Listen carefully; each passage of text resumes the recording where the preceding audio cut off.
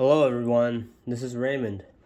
So today I'm going to be making a whole new cubing video, and in this video we're no longer going to be talking about the 3x3. Instead, today I'm going to start teaching you guys the basic way to solve the 4x4 cube. Like the 3x3 tutorials, the 4x4 tutorials are going to be split into several videos. So this video is only the first and the second step, which are very simple compared to the first step of the 3x3 solving. I mean the 3x3 cube. So let's get started. Alright, so before we start on a 4x4, let's look at a standard 3x3 cube right here. So notice that for a 3x3 cube, on each side we have a centerpiece that is in the very middle of that entire side. However, if you were to take a look at the 4x4, there's no such thing here as a centerpiece that is in the very middle. The centerpiece is, each side, the centerpiece is, as a whole, is consisted of 4 separate pieces, and 4 is an even number, so there's not a center in the very middle. So what that means is the relative positions of the 4x4 centers can move around. Okay, so to explain what that means, let me just show you while show you with a 3x3 on the side. So if you have watched my 3x3 videos, you should know that when white's on the bottom, yellow is always on the top. And then let's say we keep it that way and we put blue facing towards us. In that case, red will always be on the right, green will always be on the back, and orange will always be on the left. See, no matter how I mess the cube up, the relative positions will never change. And yes, if you still remember, the color of the centerpiece determines the color of that side on a 3x3. White is here, yellow is facing up, blue is facing us now, red is on the right, green, obviously opposite from blue, is on the back, orange is on the left.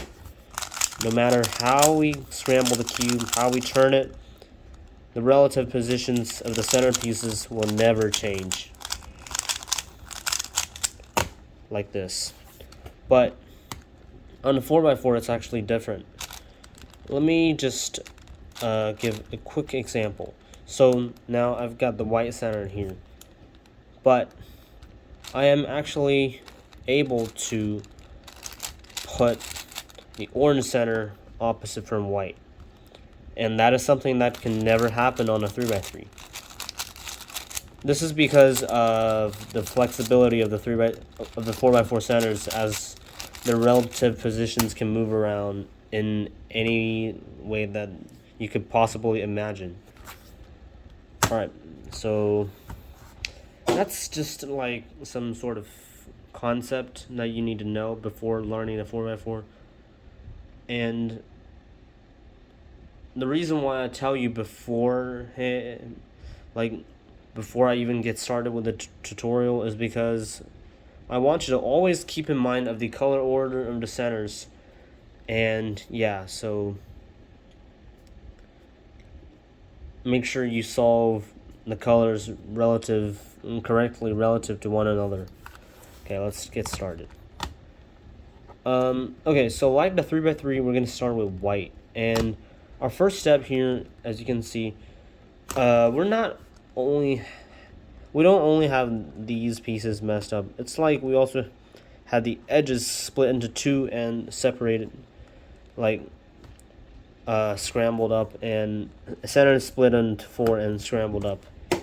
So we need to actually attach the centers first. So let's look around. We're looking for our white centers here. So our white center pieces, if you can see, there are here, here, here, and here. So what we can do is we can make a bar and then make another bar of white center pieces and then connect the bars together. So to make a bar, as we can see, got this piece and this piece. We can do one move and that connects them. And then now we see another white centerpiece here and another one here. If we were to do that, they would be diagonally across from each other, and that wouldn't be correct. So we move it down to connect them. And now we can just connect the two bars like this, and that makes the white center. Okay, so after solving the first center, you want to solve the center opposite from it. And let's look at the 3x3 again. White's on the bottom, yellow is opposite from it. Well, no matter where white is, you could put it on the right, on the top. Yellow is always opposite from it. So make sure you solve yellow across from white. Okay.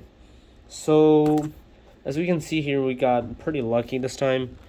We already have a bar of yellow formed, and we can just put it up onto the top layer.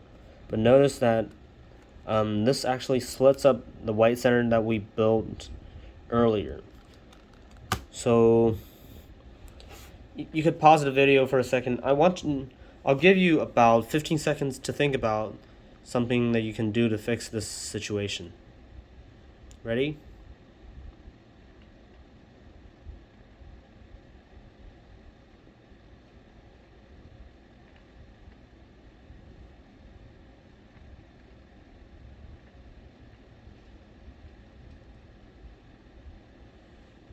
Okay, now let me tell you the answer. So notice that we put this bar up here, but this bar, this like spot, these two spots, or you could call it a slot, if you look at them together as one spot, this spot is still empty.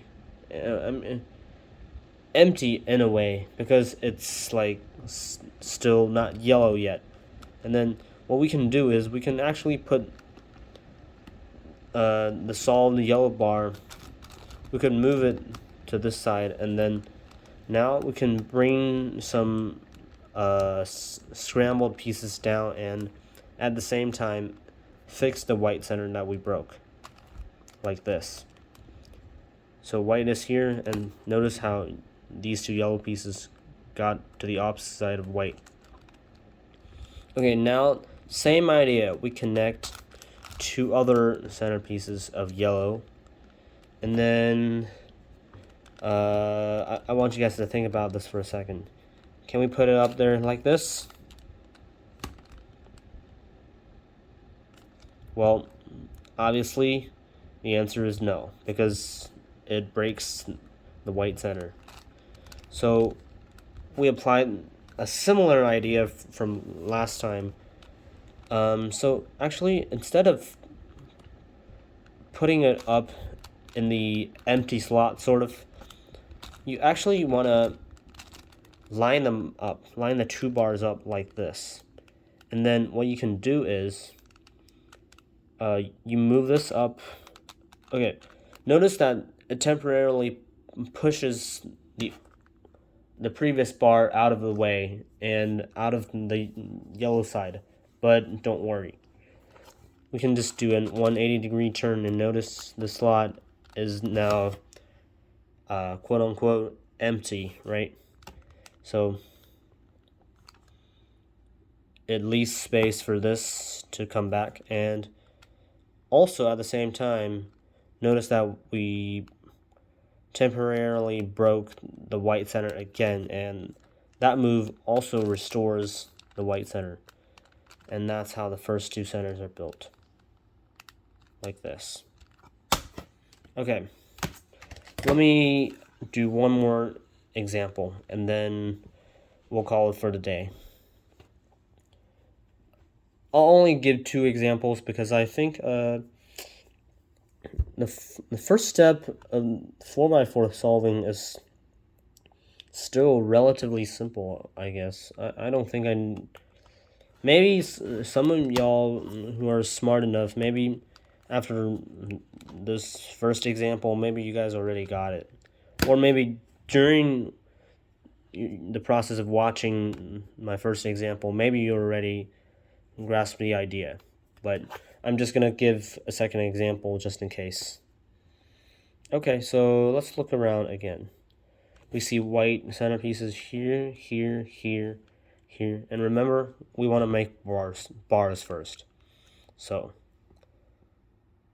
we can connect these two like that.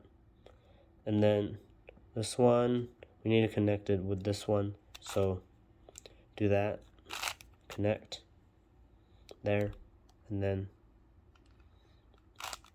join them together. And then put it on the bottom. Now, white's on the bottom, we need to put yellow up onto the top. So let's see about yellow pieces. I see this piece and this piece on my right hand side.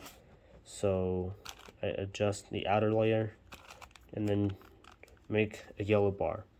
Now I put this up, but that breaks the white center, so I move it aside and then bring it back down. That restores the white center and puts the first bar up on to the top. Okay, notice I'm explaining faster now because I think I explained pretty in detail the first time, or in other words, in my first example. And then you need to build a second bar. So here I see this piece and this piece. You join them together. And then we can't do that, right? If you remember, we cannot do that. Instead, line them up. Temporarily push this out of the way. Bring it back. Now the slot is good for the previous bar to come back. Also restores the white bar. Now we've got 2 centers solved. And that's it for the first step of... It's actually the first 2 steps, but they're just too easy, so I decided to put them into one step. So we'll just call it the first step of 4x4. And then that's it, I guess. Please like, subscribe, and comment below, and I have my contact information in my about page on my channel, and just reach out to me if you have any questions, or maybe you could ask me in the comment section as well. That's it. See you guys next time.